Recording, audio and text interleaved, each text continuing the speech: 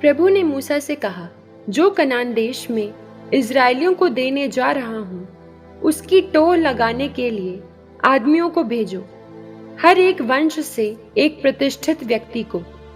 इसलिए प्रभु की आज्ञा पाकर मूसा ने उन्हें पारान के उजाड़ खंड से भेजा। वे सब इजरायलियों के नेता थे।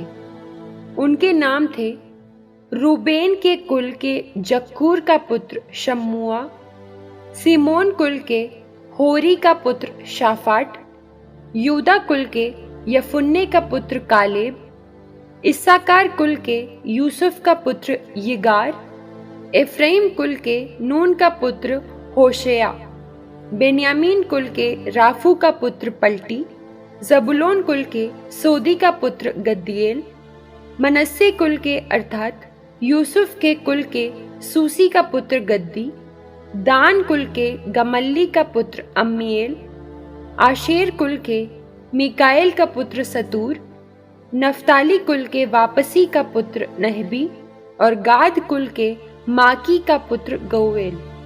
ये उन पुरुषों के नाम हैं जिन्हें मूसा ने देश की टोह लगाने भेजा। मूसा ने नून के पुत्र होशेया का नाम योशुआ रखा। मूसा ने उन्हें कनान देश की टोह लगाने भेजते समय उनसे कहा, यहाँ से नेगेब होकर पहाड़ी प्रदेश जाओ।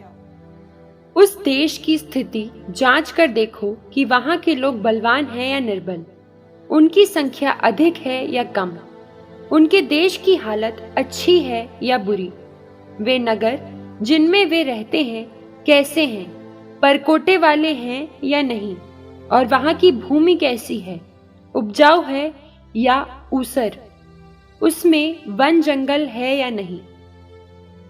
वहां के फलों में से भी कुछ ले आने का साहस करो। इस पर वे सिन के उजाड़ खंड से रहोब तक चलते गए, जहां से हमाद की ओर मार्ग जाता है, और उन्होंने उस भूमि की टोह लगाई। वे नेगेब होते हुए हेब्रोन तक पहुंचे। वहां अनाक के वंशज अहीमान, शेशै और तलमै रहते थे। वे एशकोल घाटी तक पहुंच गए। वहां उन्होंने फल लगी अंगूरी की एक बेल काटी। उनमें 2 व्यक्ति उसे एक डंडे पर लटका लाए। वे कुछ अनार और अंजीर भी लेते आए। उस अंगूर के गुच्छे के कारण जिसे इजरायलियों ने वहां काटा था, उस घाटी का नाम एशकोल घाटी पड़ गया। 40 दिन बाद वे उस देश की टोह लगाकर लौटे।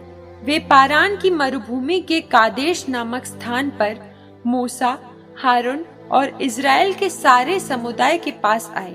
उन्होंने उनके और सारे समुदाय के सामने अपना विवरण प्रस्तुत किया और उन्हें उस देश के फल दिखाए।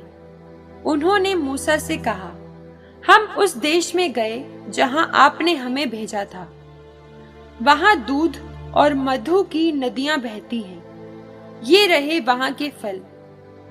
वहां के निवासी बलवान हैं, उनके नगर सुरक्षित और बहुत बड़े हैं।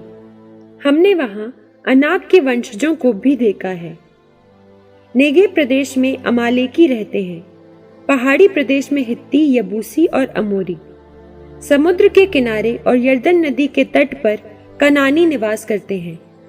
कालेब ने मूसा के विरुद्ध भुनभुनाने वाले लोगों को शांत किया और कहा, हम वहां चले और उस देश को अपने अधिकार में कर लें।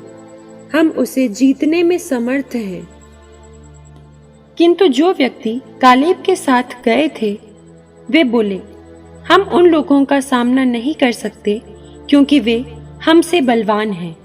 वे जिस देश की टोह लगा चुके थे, उसकी निंदा करने लगे और बोले, हम जिस देश की टोह लगा चुके हैं, वो एक ऐसा देश है जो अपने निवासियों को खा जाता है।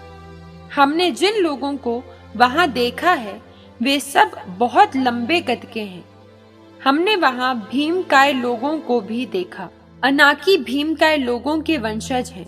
उनकी तुलना में हम अपने को टिड्डियां समझते थे और वे भी हमें यही समझते होंगे।